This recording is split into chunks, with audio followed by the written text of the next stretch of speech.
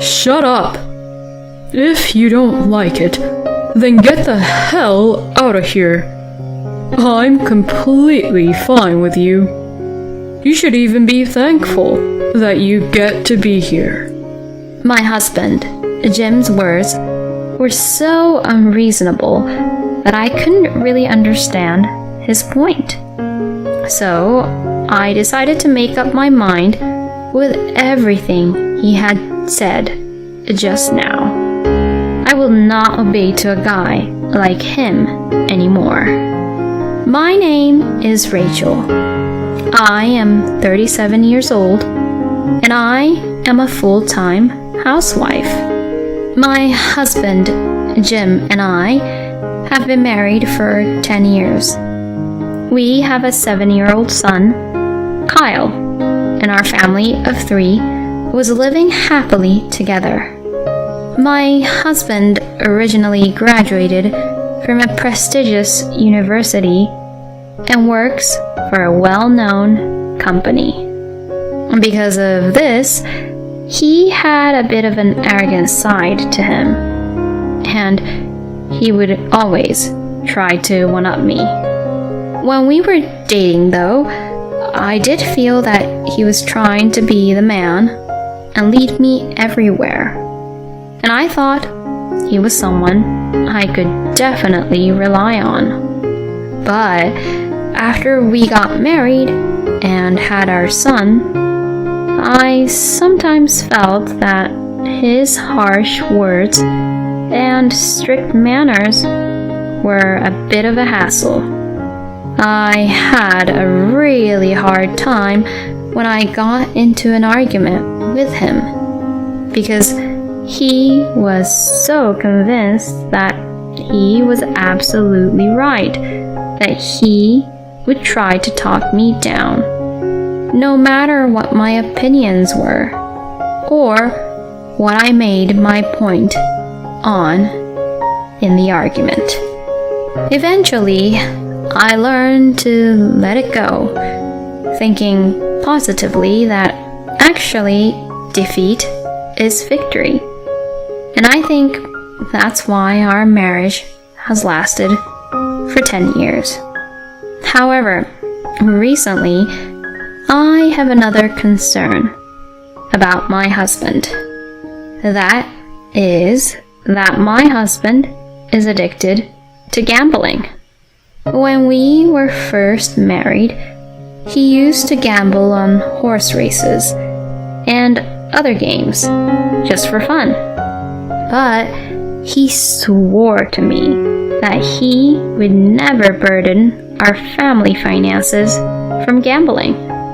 And in fact, he really only enjoyed it within the limits of his own allowance that he'd get from his earnings. Then, just recently, he got lucky and hit the jackpot. He won some money at the lottery. My husband was so excited that he told us, I'll buy you anything you want. And he paid off the remaining house loan with that money he won from the lottery. And still, there was some money left over. But my husband began to gamble with what was left. So, the amount of money he would spend at gambling became larger and larger. On weekends, he used to take our son to the park or drive a car to take him somewhere. But recently, he has been collecting and analyzing information about horse racing from the internet and other sources, and compiling it into a notebook. And since the gambling amount is really large, when he loses the gamble, his mood goes really bad. But when he wins, he gets carried away and says, I'm going to use this as a campaign fund and bet more this time. So, if you look at it in general, the money has not increased at all. When I pointed this out to him and suggested that he save his money little by little, he brushed it off with, "Shut up. You're an amateur and you know nothing about gambling." Like this, he does not listen to my opinion at all. My husband, who is completely addicted to gambling, gradually stopped providing any money for the family's living expenses. So I started working part-time and tried to save money every day. During that time, my husband's arrogance and unreasonableness became worse, and he started making strange accusations such as, "Your cooking has been so lousy lately that I couldn't think straight and lost the bet." My goodness, how could he even blame his luck to me and my cooking? Well, I guess my cooking is getting crappy because Jim's not providing enough so that we can eat better. Then one day, the unthinkable happened. I was about to go out when I noticed that my favorite bag was missing. No matter where I looked, I couldn't find it. What? Did we get robbed? Or, no way. With that thought in mind, I asked my husband, "Have you seen my bag that I use?" Then to this, my husband answered simply, "Yes, I sold it." That bag was given to me as a birthday present by my husband when we were dating many years ago, and I had loved it for many years. This really pissed me off, and I asked him, "Why would you sell it without even asking me for my permission? You're unbelievable." And I was furious at him. To this, my husband got annoyed and got angry and said, "What? It doesn't matter. I bought it for you, so it doesn't matter if I sell it." I was so angry that after that, I stopped talking to my husband. I thought I would intentionally cook something crappy for Jim. But for my son, I would give something nutritious to eat. And when my husband came home from work, I would only serve him something really crappy. For instance, I served only a cup of noodle or just a bread and butter on the side. When my husband noticed and got angry about it, I laughed a little. I was still angry at Jim though, so I treated him that way for a while. But my husband was still a proud, arrogant man.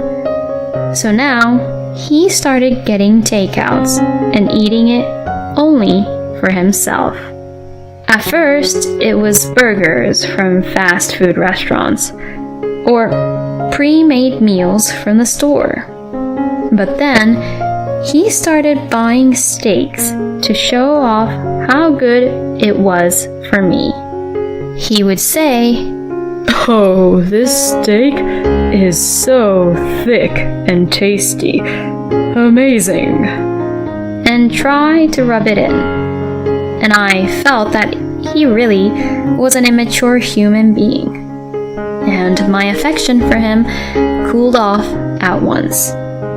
In the midst of all this, there was another incident where my husband sold my things without my permission. This time, it was rings, jewelry, and other expensive things.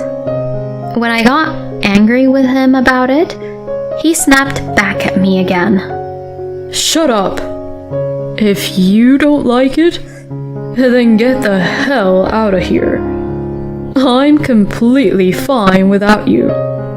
You should even be thankful that you get to be here. My husband, Jim's words, were so unreasonable that I couldn't really understand his point. So I decided to make up my mind with everything he had said just now. I will not obey to a guy like him anymore. While my husband was at work, I packed up my belongings and took my son back to my parents' house. My parents were surprised to see us arrive with our large bags, but when I explained the situation, they were outraged at my husband and told me I could stay as long as I wanted. I did not return back to where my husband was for another 2 weeks after that. During that time, I never heard anything from my husband. I guess he is an arrogant man and can't bring himself to contact me. And when I thought like that, it annoyed me so much that if that was the case, I decided to stay at my parents' house even more. It was really easy and comfortable to live at home because my parents would take care of my son during the day, and the housework would be done in no time if I shared it with my mother. I also realized how much easier it was emotionally by not being with my husband. I wish I could get a divorce now. These thoughts were growing stronger day by day. But I can't decide everything on my own. Even if he is a lousy husband to me, he is the only father that my son has. So I decided that I would talk to my son about it. You know, I don't think I can live with your father anymore. And I've been thinking of not living with him permanently anymore. And as your mother, I want to live with you, Kyle. But what would you want to do, Kyle? After thinking for a while, Kyle said, I want to live with my mom too. And then he said, Lately, Dad is kind of scary. It's like he's obsessed with something. I knew it. Kids do closely and carefully look up to us parents, huh? I should not underestimate Kyle just because he is only 7 years old. I was happy for my son's growth, and at the same time, I decided to divorce him. Then I went back to the house where I had lived with my husband for the first time in 4 weeks. When I entered the house for the first time in a long time, I smelled a really terrible and tremendous odor. The house was in a terrible condition. Clothes were undone, dishes were dirty and unwashed, and cup noodles and pre-made frozen meals were just left on the table after eating. I wanted to discuss the issue as privately as possible, but I knew I could not be in a proper state of mind in the midst of such a foul odor. So I sent a message to my husband and told him I would be waiting for him at a cafe near our house. Later, my husband came to the cafe after work. My husband grinned and said, What's wrong? Finally feeling sorry for what you did? As he sat down on the seat across from me. I took out the divorce papers from my bag and held them out to him, saying, Let's just get a divorce, please. Huh? Divorce? My husband was surprised, and his eyes widened. I finally realized that I was fine without you.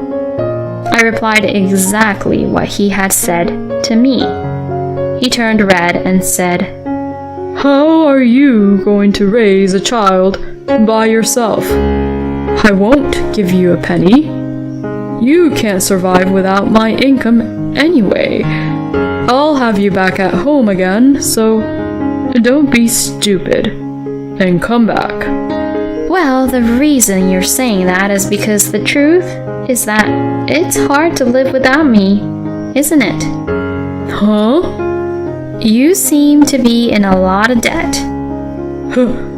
How did you know? I went home first before I came here.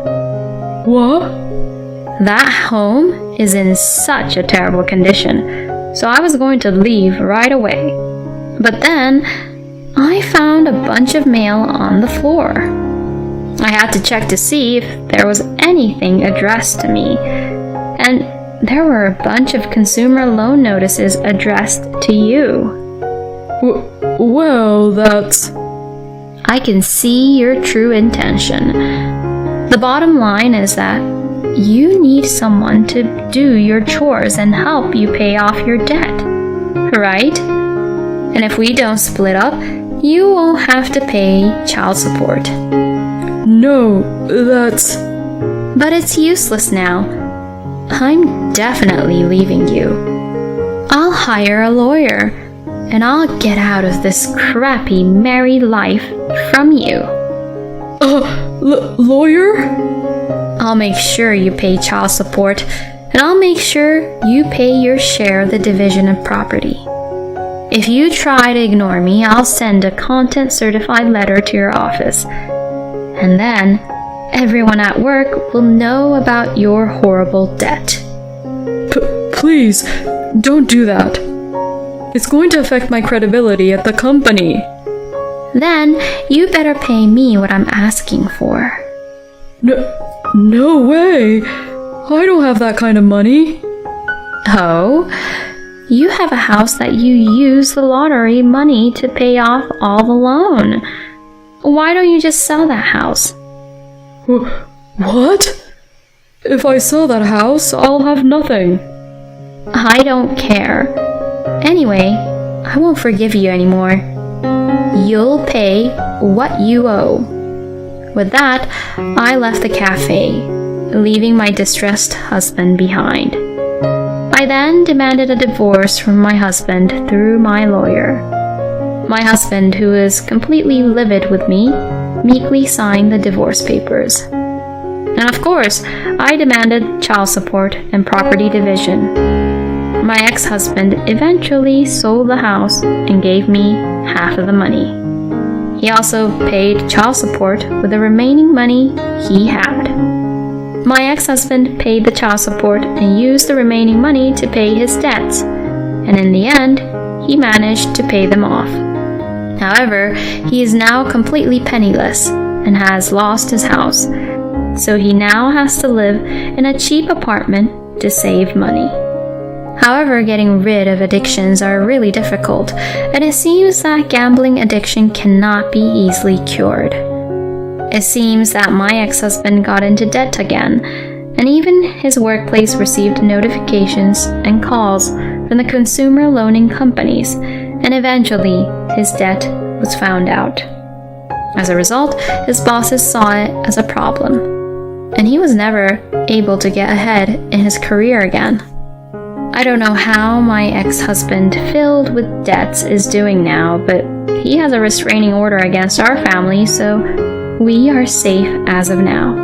On the other hand, my son has grown up very well and seems to have made a lot of friends at school here. I have been hired as a full-time employee at my part-time office job, and my income has gone up drastically, which I am really grateful of. I would like to continue to work hard as a single mother, watch my son grow up, and live happily with my family. Thank you for watching until the end. Please subscribe to our channel. See you in the next video.